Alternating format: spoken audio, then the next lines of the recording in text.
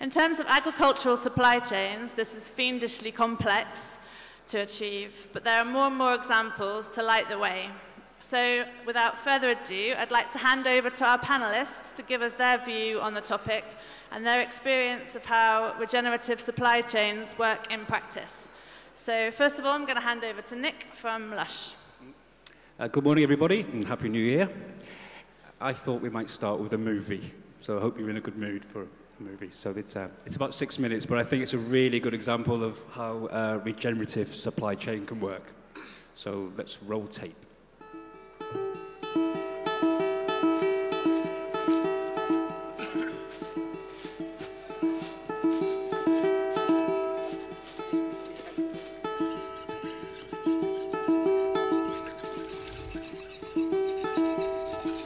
Tinha 16 anos quando eu comecei a trabalhar com isso.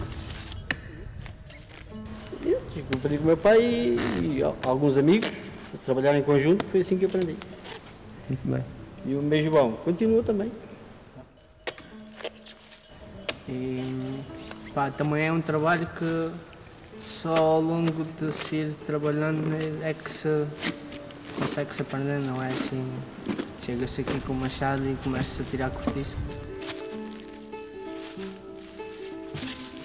So the harvest in Portugal for cork is still being done using traditional tools and methods. It's very important that the time of the year, so between June and July, is the golden period for the cork harvest. We're only buying cork from local farmers that sustainably manage their land. The positive impact of employing that policy is that we're encouraging more local farmers to adopt sustainable forest management.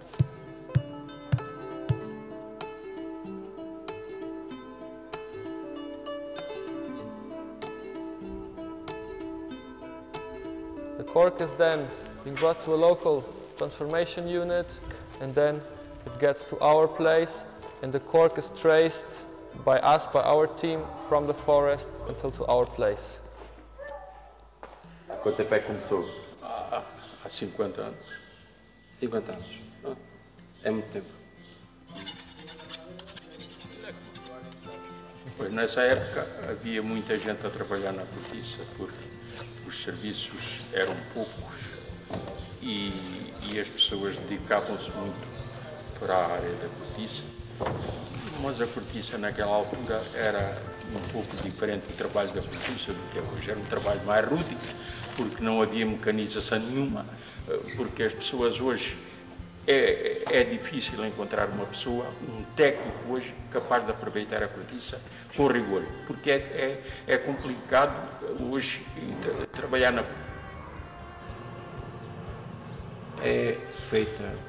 São feitos os fardos, a cortiça é depois colocada em água a ferver durante 1 hora, onde é cozida, sempre à mesma temperatura de 100 graus, durante 1 hora. O sobreiro não tem sido respeitado como merecia. E então está-se a dar este caso, porque a cortiça de boa qualidade é menos. E os montados, em vez de serem melhor cuidados, ficam, digamos assim, mais abandonados. Há muitas pessoas, pequenos proprietários, que praticamente o rendimento deles provinha da cortiça, e hoje em dia muitas dessas pessoas têm o rendimento delas tem vindo a diminuir substancialmente, sobretudo por causa deste fator que o meu pai referiu há pouco, que tem a ver com a degradação dos montados, más práticas a todos os níveis, não é? Não é por acaso que na nossa área de preparação tem havido muitos colegas nossos têm fechado as empresas porque não conseguem ter viabilidade suficiente que lhes permita manter-se ativos. We are so excited by this project. I mean, as regenerative materials go, cork bark is at the very top of that list. The detrimental effect of plastic packaging has been well documented recently. So we need to find more regenerative materials like cork that biodegrade naturally back into the ground. So the project has been moving on very rapidly, and we now finally have our factory in our home village. We have 5 simple steps to produce the cork pots. Step number 1 is planing the cork. We use a special planer to get the perfect thickness of the cork. Step number 2, we cut the discs with a pill driller with a head saw.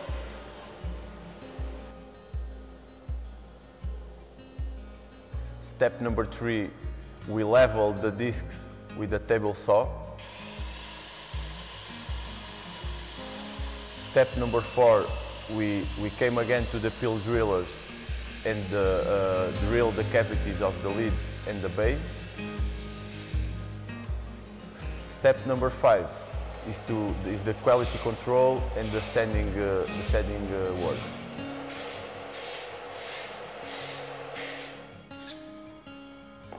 By closely working together with local farmers, we're reviving traditional sustainable forest management. One of the aims of this project is helping the land and the cork oak tree, as we know, but we also want to help the community. At the end, we were very surprised because the community is the one that is really helping us. So the farmers believe they need to plow the soil around the trees, mainly to reduce the risk of wildfire and to get easier access to the trees. The negative impact by plowing the forest soil is we're losing soil's fertility, we're losing the capacity of retaining rainwater, and we're damaging the whole forest ecosystem. The cork project is directly supporting the sustainable management of the lands where the cork is coming from. We hope to achieve, and we're very confident, to rise biodiversity, bring back missing tree species, connect forests through green corridors, and hopefully bring back some extinct species through rewilding projects. The money from the sales from the cork pots will support our tree nurseries, our reforestation works, and the re-education of the local farmers. So this has been quite an adventure. It started 1.5 years ago. Between the synergy of eco-interventions and Lush, the whole idea was created in that moment. Since then, we are moving forward non-stop. All this moving forward is being a big effort, but it's being also a big motivation because another economy is possible.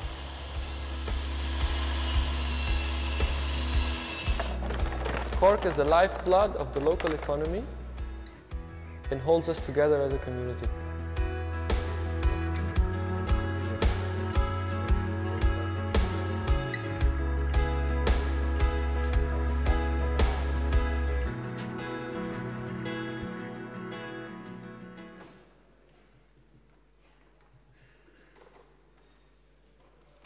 To overindulge in a 6-minute video, but I just thought it was a pretty good start from a regenerative supply system, how it can look. So I suppose that's a combination of about 18 months' work, and I think it's really about the responsibility that business has in exacting this positive change, and that can be supermarkets or cosmetics businesses or whatever. But I think if you really want to see change, positive change, to regenerative systems, then it's really important that the business funds and supports these enterprises. So yeah, these guys were rewilders at heart and doing fantastic work in re-educating farmers on the Alentejo in Portugal. And we wanted, obviously, to improve the materials that we use within our business, but also give something back. And that is the true principles of regenerative supply chains is also what you give back and what you leave. So anyway, my slides are ready, I think. So I wanted to tell you a little bit about Lush and then talk a little bit in more detail about the cork project itself. So the cork pots, by the way, they hold our naked products, in particular a shampoo bar, which we sell naked without packaging. It lasts for around 50 washes. I can't say I use it that often, personally, but yeah, so these containers will house the product so you can travel with it, etc. Right, let's crack on. Okay, so this is Lush. We sort of go under the radar a little bit, but we now have 927 stores worldwide, turning over just over a billion, which in the cosmetics industry is a very small fish in a very large pond, but we're doing our best.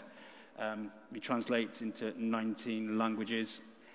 And yeah, I'm pretty proud of our global charitable donations. They actually outweigh our profits, so we actually give more away than we actually make. And I actually sit on the Permaculture and Agroecology Circle, which has part of the 1.5 million regeneration fund to spend. And we're looking at projects and education programs and places where we can spend this money and exact the best positive change that we can.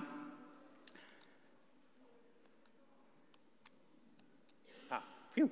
I'm not going to, this is just about our principles, and it's a bit small, I realise now, for the slide. But we try not to take ourselves too seriously. Ethics are at the heart of our company, and I'm lucky as a creative buyer within Lush to be given a fair amount of money to spend globally in the right places. We're trying to do the right thing.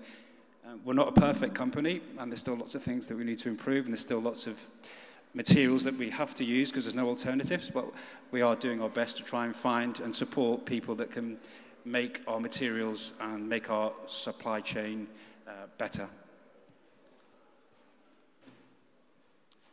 So that's one of our little statements, sourcing top quality ingredients at the best prices for maximum positive environmental and social impact. My buzzer's being a little, there we are. Okay, so yeah, we get together as a buying team. We're a global buying team, and we operate all over the world, South America, and North America, and Japan, and we have manufacturing sites nicely spread around the world, in Germany and Japan and North America and Canada. And this is what we come up with as our buying vision, which I won't read out. I'll let you read it.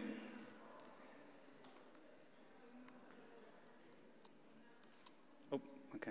My buzzer's being that's a bit outside. I mean, most of you will probably know this, but there's, from a material perspective, you have degenerative materials, sustainable and regenerative. Degenerative being something that we're taking from the planet, say like a bauxite for aluminium. We still have aluminium in our supply chain, which I look after for certain tins and massage bars and things that we sell. So we'd really like to find alternatives to that. From a sustainable point of view, I think we're doing pretty well there. I look after packaging now, and all our bottles and pots are all 100% PCR, post-consumer recycled, which is great. But it's not giving anything back, and it's still a plastic, and it's still something I'd really like to change, and as a company we'd really like to move away from to something more regenerative, like a cork material. But obviously there's lots of hurdles and challenges for us to be able to do that. Obviously our production capacities are huge, so for example trying to immediately replace with a handmade cork pot instead of a plastic one from an injection molded form of production would be quite impossible at this point. So yeah, we'd like to be operating as much as we can from a regenerative perspective, and the whole buying team at Lush is tasked with doing this and finding ways and supporting and helping to bring that to fruition. Again, slightly lopsided slides, sorry about that. 3 basic principles, and that's what we stand for as a buying team and as a company. And again, it's also very good finding people like the Rewilders in Portugal, at Cork Lab and Cork Connections. But obviously we have hundreds and thousands of existing suppliers, and I think we want to make sure that we're doing everything to inspire and support our current supply base to move to a more regenerative way of working. And yeah.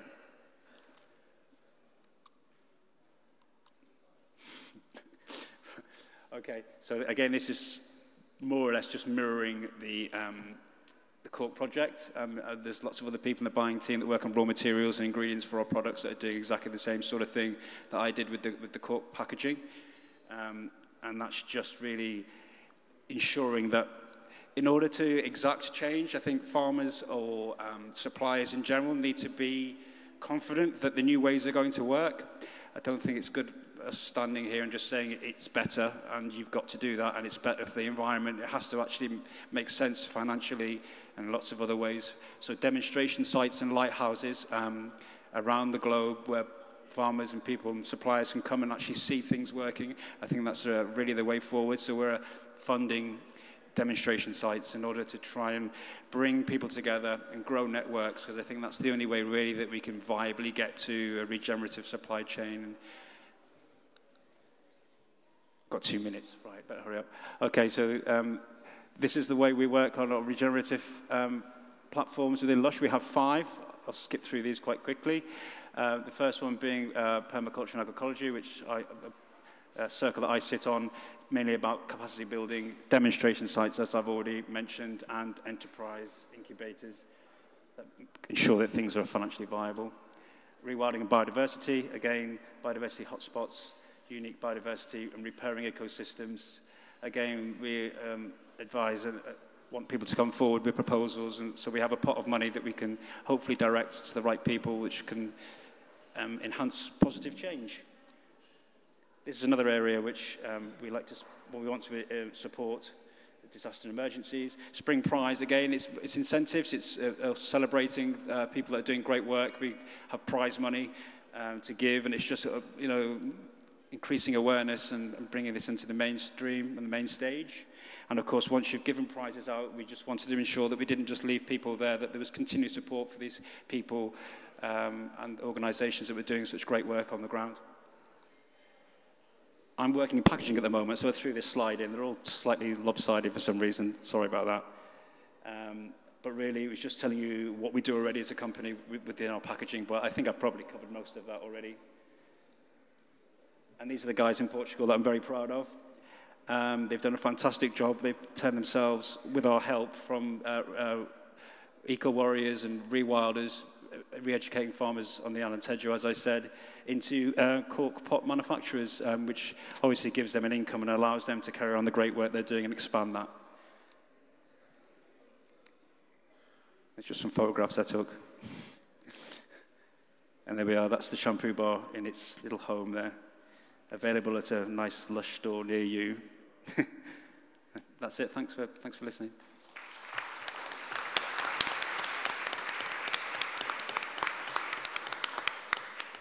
Thanks very much, Nick. And as someone with a bit more hair, I can vouch for the quality of the shampoo bar and the cork pots as well.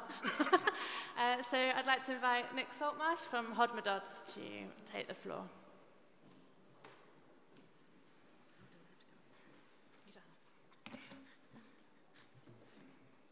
Hello, everyone.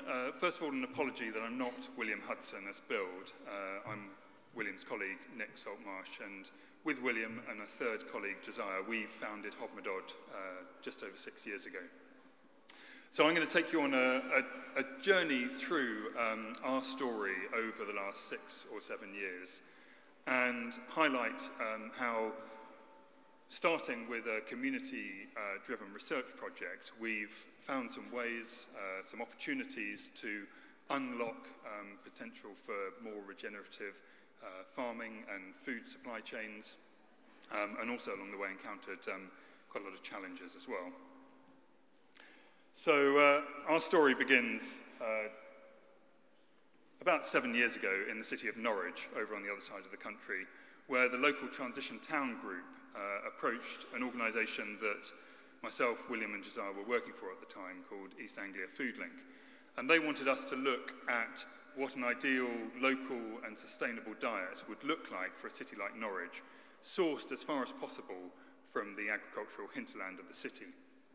And although they didn't specifically use the word regenerative when they asked us to do this, I think that was clearly something that was very much what was in their mind, asking about local and sustainable food, really hinging on 2 key things.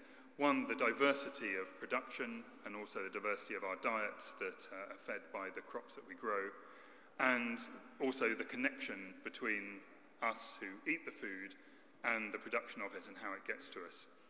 And I think for us, regeneration goes beyond environmental, soil and landscape regeneration. It's also something that's cultural and involves communities and connecting them and involving them with their food.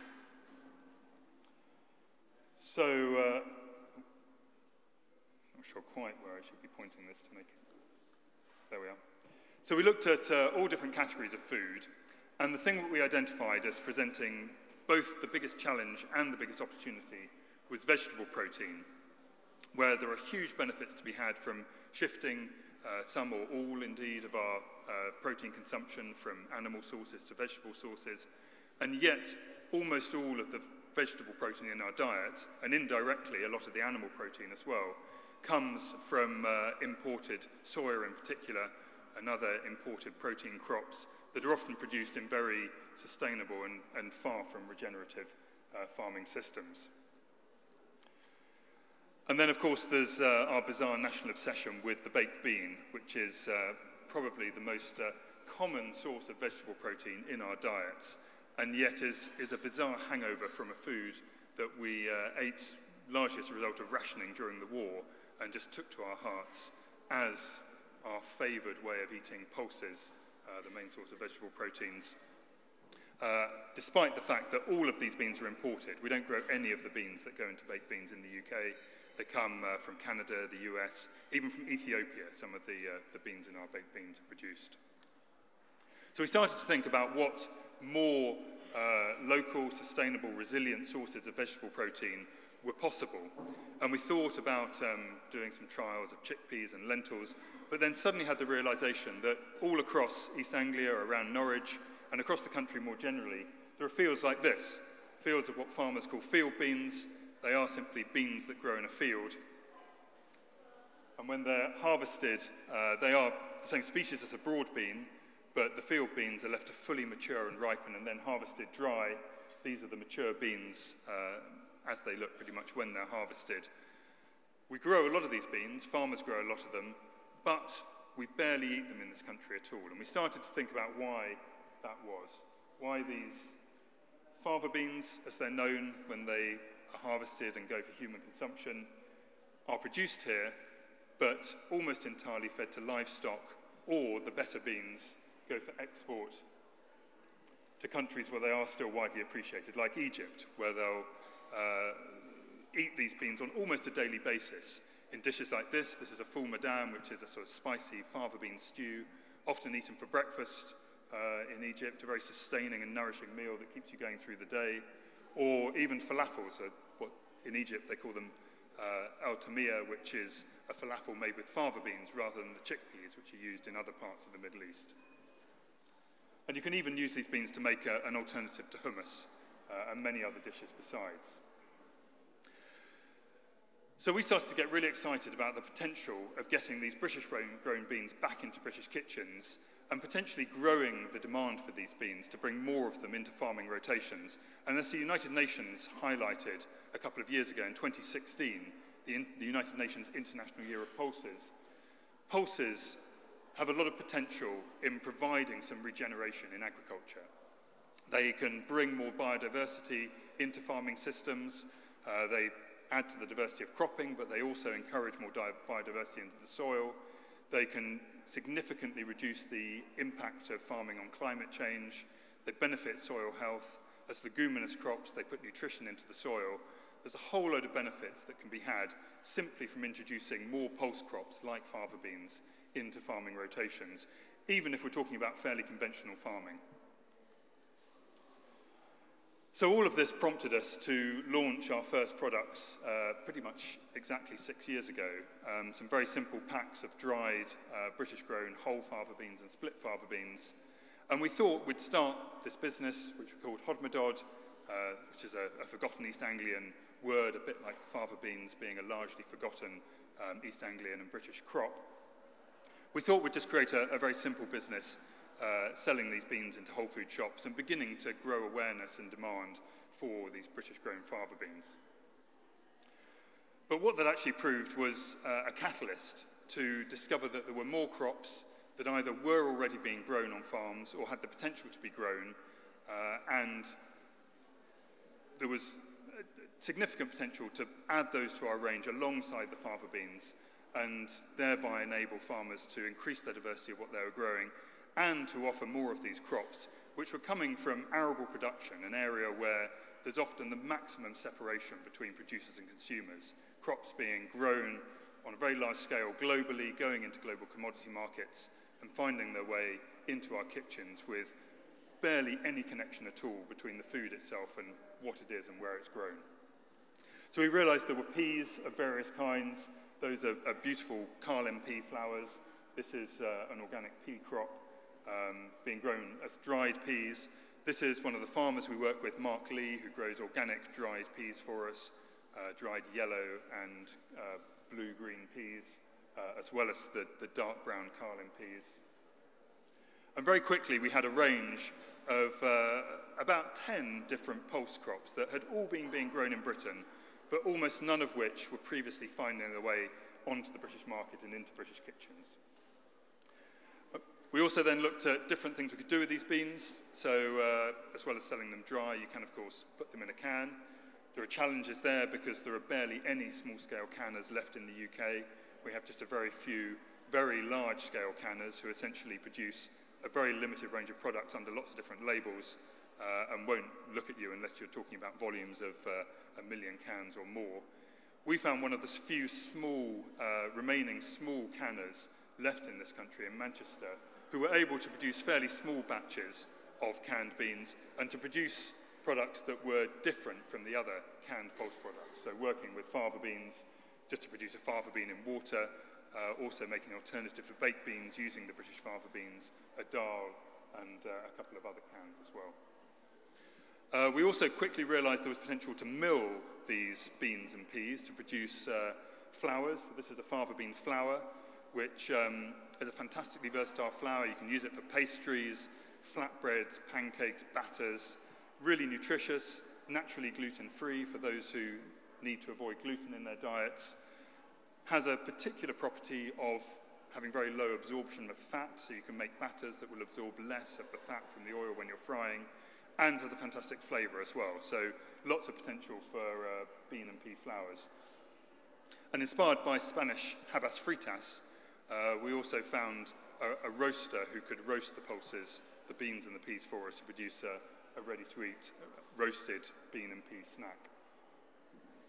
And then this is our beautiful lumpy liquor, which is a fermented fava bean. So again, we found a fairly small-scale producer in Wales who was producing fermented soya products and talked to them about the potential to use fava beans instead. And they did a trial, got very excited about the amazing flavour that you unlock from the fava beans when you ferment them, putting them through a similar process to producing a soya miso or soy sauce.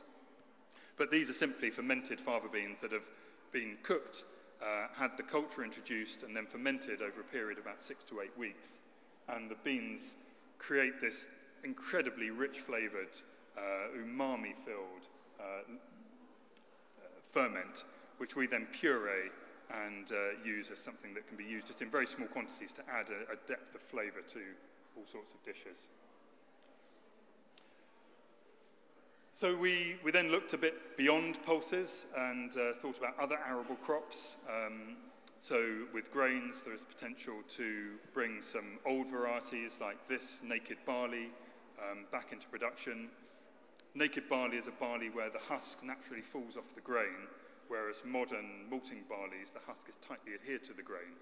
So if you want to use a modern barley for food, you have to very vigorously polish that husk off to be able to eat it. And you thereby lose some of the flavour and some of the nutrition of the whole grain. Whereas if you have a naked barley, the husk naturally falls off, leaving the whole grain in an edible state. And the naked barleys also tend to have higher protein levels, higher levels of beta-glucan as well. And they have an incredibly rich and deep flavour. So we've been working with some farmers to get naked barley back into production. Looking at another old crop, camelina is an old oil seed that was much grown across Northern Europe, way back, going back to Roman times, a very rich source of oil, and it's a very healthy oil, one of the highest, has one of the highest contents of omega-3, was grown across Northern Europe into the 20th century until it fell out of favour, being replaced by rapeseed oil, largely because camelina oil can't be hydrogenated. So the food industry doesn't like it, they can't hydrogenate it, they can't make things like margarine. Camelina fell out of production, and rapeseed, of course, came in as one of our main crops. But camelina offers a lot of potential, both as a very low input crop.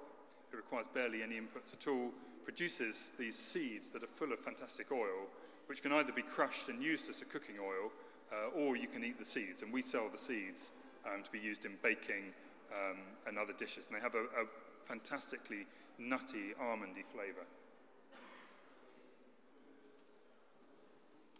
And then a farmer called Peter Fairs, who farms just outside Colchester in Essex, who we talked to, in fact, initially about growing pulses for us.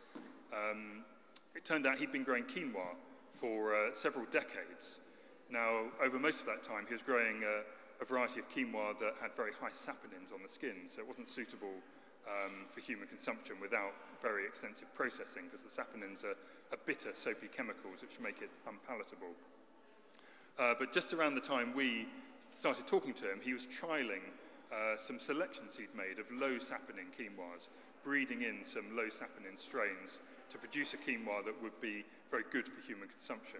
And we've worked with him over the last 5 years to bring his quinoa selection that he's made himself to market as an excellent British-grown alternative to imported quinoa. And inspired by his success with one South American crop, Peter has recently been trialling chia production as well. So this is one of the first British crops of chia. And then coming full circle back to our original thoughts about trialling lentils and chickpeas, we've been working with a number of farmers to do some trials over the last 3 or 4 years. This is, and having some success, particularly with lentils, but also beginning to have some success with chickpeas as well. So this is a crop of chickpeas that was grown last year on one of the farms we worked with in Hertford. Sorry, a crop of lentils on a farm in Hertfordshire.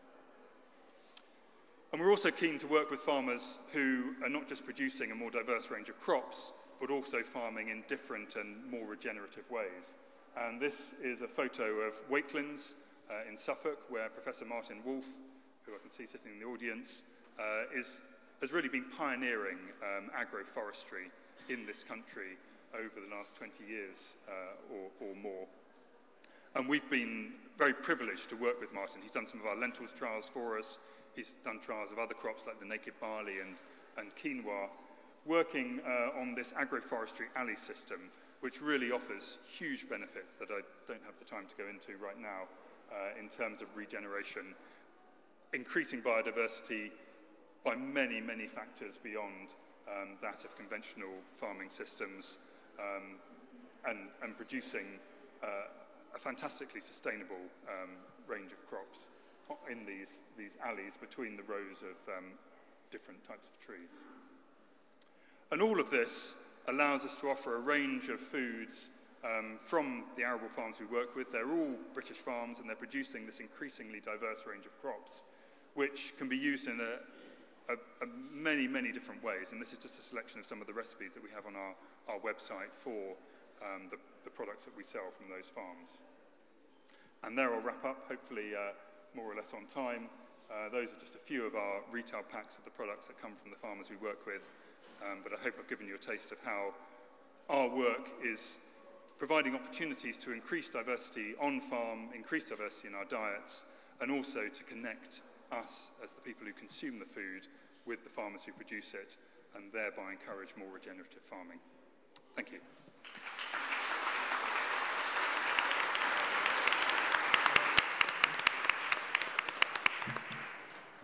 Thanks very much, Nick. And also, as a customer of Hodmedod's, I can vouch for how tasty, especially the salted, roasted fava beans are. They're so good. And so last but not least, I'd like to invite Jyoti Fernandes to take the stage, or are you going to stay here? Yeah, I don't have a PowerPoint. Okay. Go for it. But I have lots of documents, so I'll stay here. Is that on? Yeah, if it's red, it's on. Yeah, you're good. Okay. Okay, great. Good to go. All right. So Charlotte said to introduce myself. So my name's Jyoti Fernandes, and I work with the Land Workers Alliance and La Via Campesina. I'm also a farmer in Dorset to talk about regenerative supply chains. And when I was thinking a little bit about introducing myself, I wanted to think a little bit about what actually where I feel regeneration from. And at the moment, underneath everything I'm doing, I'm feeling a little bit shaky. because I think Extinction Rebellion's come up, and they keep reminding me. These people that are kind of reminding us that we're actually on the brink of collapse. And David Attenborough, speaking and saying that society's on the brink of collapse, civilization's on the brink of collapse, all the diversity of our planet's on the brink of collapse. All these things, I've heard them for years, my whole time growing up. My children have heard them as they've been growing up. And underneath, they just have this feeling inside that, am I actually doing enough to kind of sort this out? And I think that's where I'm at when you want to say where it at. But also, I love community. I love going shopping. I washed my hair this morning with beautiful Lush shampoo. It smells like Lush. I love eating good food. I love drinking coffee. I love doing all the things that make our life worth living. And at the same time as really deeply caring about the fact that civilization is on the brink of collapse within the next 100, 200 years if we don't sort out how we get these things that make our life better and figure out ways that we can do all these things that we love doing. I love Christmas. I've just had 2 weeks of, buying great presents for my kids and eating really wonderful food and being with my family. And we want these things to carry on into the future, but in a way that doesn't feed this shakiness, this thing that really scares us about the fact that our planet may not exist, for the next 100 years for our children and all of that. And we've got to think about supply chains. We've got to think about sorting out how we make this happen. And it's got to be on a wider societal level because we don't all want to just give up all these things that we love doing. We want to do them in a way that makes sure we aren't feeding what's killing us at the same time, and that's possible if we think about our supply chains carefully, if we think about how we produce things and the production systems that we have and how we distribute those things to everybody. What meaning are we trying to achieve in life for our planet? What are we trying to keep going? And how can we do this in the best way possible so that we can have all those wonderful things that make life worth living at the same time as keeping life alive? That's what regenerative supply chains mean to me. And as a farmer, that's what I try and do throughout our daily work. I have a farm business. It's a mixed agroecological farm. And there's two terms I'm going to talk about today throughout what I'm trying to present to you, which is agroecology and food sovereignty. Because I work with La Via Campesina, it's a movement of small-scale farmers, 200 million small-scale farmers across the world, who are responsible for producing 70% of global food security, in terms of 70% of the world's food that is consumed by human beings that provides nourishment to them, not food produced by the industrial food chain that might go into, things that get wasted or industrialized food products. But 70% of the world's food supply that's actually there to feed us as human beings is produced by small-scale farmers through agroecological farming methods. And my farm is a part of La Via Campesina, as is are all the farms in the Land Workers Alliance. It's a mixed agroecological farm, meaning we're producing a lot of different things on the farm. It's very diverse. There's vegetables and fruit that my colleagues Thomas and Lally are growing on the farm now because I'm doing loads of campaigning. We produce lots of apples and plums and pears, chickens producing eggs and meat, lambs producing wool and loads of beautiful lamb for us to eat, cows producing loads of manure to put on the rest of the farm, and cheese and milk and meat as well. All these things are part of a mixed system where one part of the farm feeds into another part of the farm. So if I've got lots of whey for making cheese, I can use that to feed to the chickens, who will then produce eggs. The chickens can scratch over the patches on my farm and do a bit of pest control and provide fertility for one part of the farm while still producing the eggs that can go to the market with Thomas and Lally, and they can sell them and sell their salad bags at the same time. There's all different things going on, and they're all working together to try and create a mixed sustainable farm. And because it's small, because we have 10 hectares or 20 acres of land, each of those things, we may only have 2 pigs at a time, or a few boxes of eggs, or I have 4 cows producing milk, so I just have a little bit of cheese coming at the same time. To make that farm work, I need a supply chain that adds value to that primary product. My milk, for example, if I sold it at 14 pence a litre, which is the price that a milk processor would pay me, would make me nothing. But because I'm processing it and making it into cheese, and it's going to the market, and I'm selling it directly, I can make £1.50 a litre. through, you know, for my milk. And it means my 4 cows, which are part of a sustainable mixed farming system, can make me a profit and be a part of adding to all those other products that go directly to the consumer and provide them a healthy, diverse diet using raw milk and fresh and nutritious vegetables, not sprayed with any pesticides, you know, fresh apple juice from our apples that are all traditional Dorset and Devon varieties, keeping our orchard going. There's bees under the orchard producing honey. All these things work together to make it sustainable. And we have a farmers cooperative, which is 52 different smallholders in our area. And we've come together to make a set of processing rooms so we can make added value products out of our, you know, primary products on the farm. We can make the cheese, we can make bacon, we can make apple juice or cider, and we can sell those and work together as a community to be able to add value to our primary products and sell those collectively as well through market stalls, taking things around to the villages, you know, and distributing to various places. And that's a way of selling directly to the community. Now, what I feel like we need to get away from on a societal level is this obsession with global supply chains. What we really need at the core is all this good food produced as closely as we can have it produced to where we can get it, where we can know the people who are producing it and be able to get it so it directly makes our lives better. We can go to the market, really enjoy that shopping experience and get the things that we need to take back to our families and feed ourselves with healthy, nutritious food. Now, on the side of that core production is what I call default production. And default production is the stuff that goes on the side of all of that core production of what we need. And so luxury goods, whether it's the essential oils that might go into nice lush products, whether it's a bit of coffee, you know, people like their morning espresso, or whether it's, you know, a bit of meat, which I would say is a luxury, that's being produced using the default waste products of your primary system. All these things are luxuries, and they shouldn't be the core of what's going on, and that's what we in La Via Campesina call food sovereignty. The idea that supply chains should focus on food first, food for ourselves and for our communities, and agroecology, looking at the land that's around us and using the resource around us to produce what we need and selling it and distributing it locally, providing the core of food for every population in every place and everywhere in the planet first. And then looking at part of that system, that diverse mixed system focused on food and food sovereignty, then looking at supplying luxury, whether it's meat or essential oils or coffee or tea or whatever these things are. And that's how supply chains should be focused. And when we look at that overall picture, we need to reorientate this obsession that's happened since the 1950s. Well, first it started with colonialism, you know, really.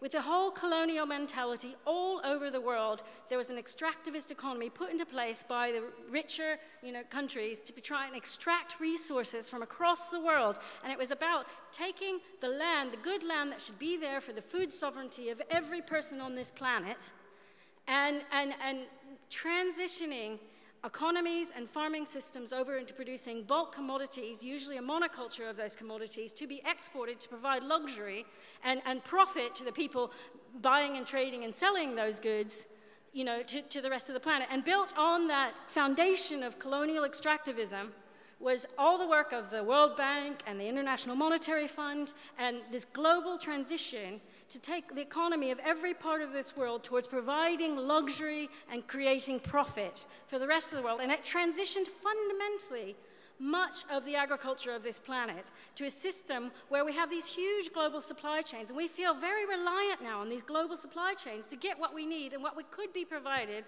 through basic localized agroecological systems. We need to move away from this obsession, and that's something that's started to happen on a wider societal level, and it has to happen because that happened from governmental action and policies and things that are in place now that created these global supply chains, loans that were given out to countries to lock them into this process of forever supplying monocultures of coffee and tea and all these things to the rest of the planet. And so when we look at supply chains, there are things that can happen when you look internationally at things. For example, 20 years ago, I worked in Mexico with the Zapatista movement in the south of Mexico. And they were small-scale farmers in the south of Mexico who were fighting against the NAFTA agreement, a free trade agreement that was being forced upon them by the United States of America, trying in this whole process of globalization, for example, to try at fighting against it. But like ourselves, they wanted to buy things for their kids for Christmas, or they wanted to, have a bit of money to send their kids to school, or whatever it was. They set up a system where farmers there could grow their beans and their corns and their squash using their traditional agroecological farming systems for the community, but also have a bit of coffee growing around the edges, under the trees, around the margins of their fields, as part of their mixed agroecological systems. A little bit of a luxury product, a default output of their farming systems was a little bit of coffee. And they had collectives where all the different farms that are a part of their social movement, built by themselves from their communities, from their own political impetus, these organizations to collect coffee from all the small producers, package it, process it, and sell it directly to the European market, so they get a bit of extra money flowing in for the money that they do need for the things that all farmers might want a little bit extra of. Well, the core of it is their own food sovereignty, producing for their own food and their family and their own community. So those kind of supply chain models are something I think would work for this. It's not like we're only, like everybody must only eat exactly what's around them, but let's try and think of how we can fulfill all these wants and needs we have in society through a more sensible model. So what I want to talk about now, because I told Charlotte I was going to actually barge into this, even though it wasn't with the agriculture bill, is thinking a little bit about how we now can take on the responsibility, the tremendous responsibility we've got living in England, one of the hearts of the whole root of colonialism, to try and take back responsibility for our own food supply, for our own food sovereignty, and allowing other countries to have their own food sovereignty as well, through looking more strategically at what we do with our agriculture system. Hopefully you're all aware that the agriculture bill is being debated in Parliament now, and it will be coming to various stages of the debates. I can't keep track of it because it keeps moving very rapidly, because it's moving along with the whole Brexit thing. But we have an opportunity at the moment to really think about strategically where we fit as the UK, as a country, in the global picture of where we get our food from. Where does our agriculture fit here? And there's a few amendments that our organization, along with a coalition of lots of other organizations, Sustain and the Soil Association, Organic Farmers and Growers, the Campaign for the Protection of Rural England, loads of other organizations have been trying to put forward, where we say, actually, we need to think about producing food here in this country in a way that's sustainable, in a way that's agroecological, so that we have our own food sovereignty here in this country. We're providing for the food that we need, that we can provide for ourselves, not stopping any exports coming in, but no exports that come in that undermine the food sovereignty of other countries or produce to lower standards in other countries. We don't want to export our environmental impact to other places. How can we give the support to farming and agriculture in this country that we need in order to provide for what we need? And there's a few amendments that have been put forward. There's a really important one put forward by Kerry McCarthy, who in the next session here will be talking to Michael Gove about it and other issues having to do with the agriculture bill, that's trying to promote whole farm agroecological systems and get them the support that they need on a governmental level to actually flourish in this country. I've got loads of handouts here if you'd like to take them and talk to your MPs about supporting this amendment on agroecology.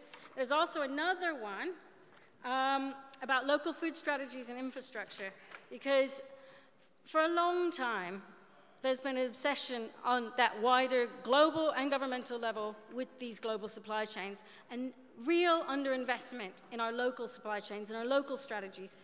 It's perfectly possible for us to produce the food that we need here. All of us have businesses or know of businesses that are really trying to get the infrastructure and the systems and the strategies and their actual farming systems together to be able to provide all the local food that people need together. But we need that support. And when the wider system out there has this obsession with looking at global supply chains and underinvestment in what we need to be able to produce these things, then it's not going to happen. And when you get that governmental support and that backing behind something, that's when we have the ability to really reinvent and recreate what we need to get a more sustainable planet together. That relies on you. At this point in time, you can take the amendments that are being put forward, the policies that are being proposed, you can think about these things, talk to your MPs, talk to the policymakers, and actually get them to do something about this, to realize that we know about this, this is really important to take this forward and do something about this, because it's a crucial point in time. If we don't do something about making sure we get the support for these sustainable farming systems and supply chains that we need at this point in time, there's a real danger that farming in this country will decline, our local food systems will decline, and we'll be left relying on the rest of the planet, supplying the supermarkets here with what we need. And that's not something I want to take responsibility for. And we should all take responsibility for, at this point in time, getting out there and being quite active about making sure the programs get into place to make this planet more sustainable.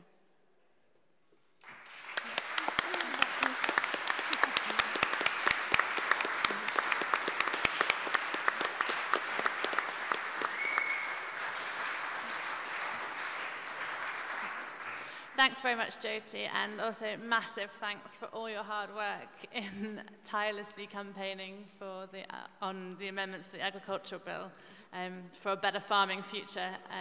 So we're running severely short of time, we've got 5 minutes, so I'd like to open up the floor for questions. There's a roving mic, so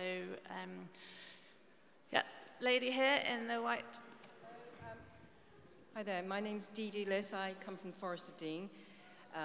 In the Southwest. I really agree with everything you said, all of you. I think it's really inspiring. I think the idea of regenerative being the way forward. But my concern, which has always been my concern since I've been growing food myself, I've been trying to do things sustainably myself for a long, long time, is that the people that I work with in the Forest of Dean cannot afford the food that you're talking about.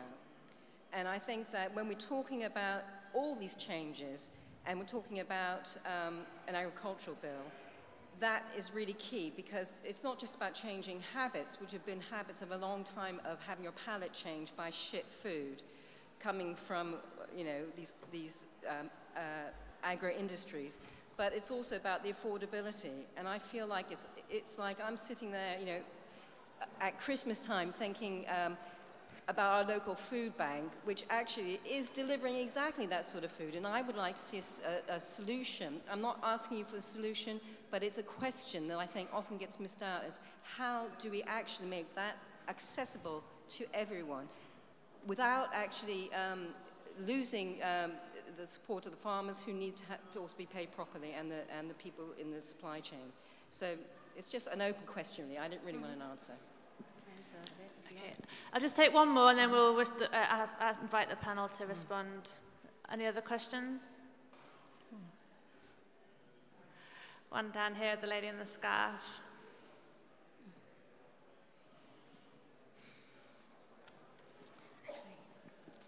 Also, if anybody wants this too, I've got copies. You talked about the scale of this and supply chains and moving away from this obsession with global supply chains. So I was interested to hear your thoughts on, given where some of the power lies in these systems, how do we take new approaches? How can responsible businesses who deal in these massive supply chains take new approaches, and how can we collectively group from the grassroots to fundamentally shift where the power is in these systems and how these work? How do the two meet in the middle, or how do you see that happening? Thank you. So on the affordability, did you want to respond, Jyoti? Yeah.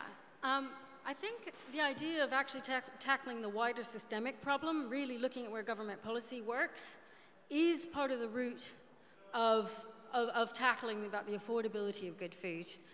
There is an amendment that's been put forward by Labour Frontbench on December 21st that was about supporting agriculture and horticulture businesses in enabling public access to healthy food that is farmed sustainably, including whole farm agroecological systems, which is one I like because it talks about enabling public access to healthy food. And that is something, and that's just a very loose, foundation of future work.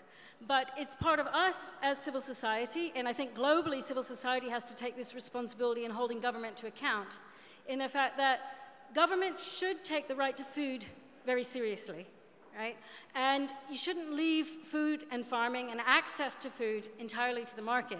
Because if it's left to the market, there is complete market failure in guaranteeing good food at an affordable price to everyone. Good food becomes something that's there for people who can afford it, and the rest, everybody else, has to do with the cheap stuff that's imported from somewhere or produced industrially, and so that supermarkets is loss leaders or whatever happens.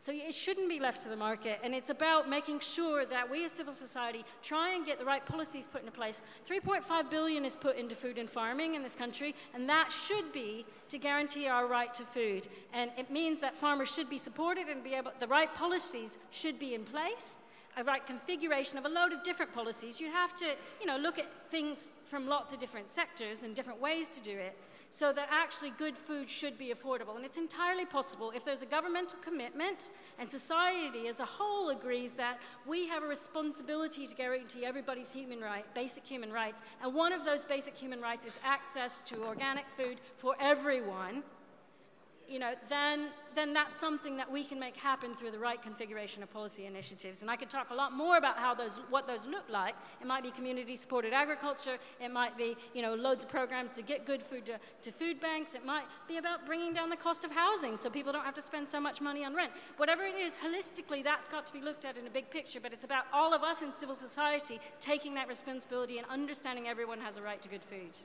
Thanks, Jyoti. I'm aware that we're totally out of time, but perhaps just to give Nick and Nick an opportunity to respond to either of those questions, you could have 30 seconds each. Yeah, it's more about directing subsidies in the right way. We do have them, and we will still have them. So to create a positive platform, everyone has the right to good food, so we need to make sure that government apply pressure to government to ensure that subsidies are going in the right direction to help that happen. I would just echo that, and we are being told that there's going to be more of a shift towards public money for public goods, and I think the devil is very much in the detail of how those public goods are measured and how we can move away from the current system, where, as my fellow panellists have said, the policy and subsidy environment effectively penalises the production of good food and leaves the consumer who chooses those foods to bear those costs and to pay for those public goods, whereas the less good food, the food that's produced in less sustainable and far less regenerative ways, benefits from huge subsidies. So the public is subsidising that food and skewing the market. Thank you very much. So sorry for running over a little bit, but I'd like to just take the opportunity to thank everyone on the panel for their presentations, and also to thank you guys for coming. Thanks very much.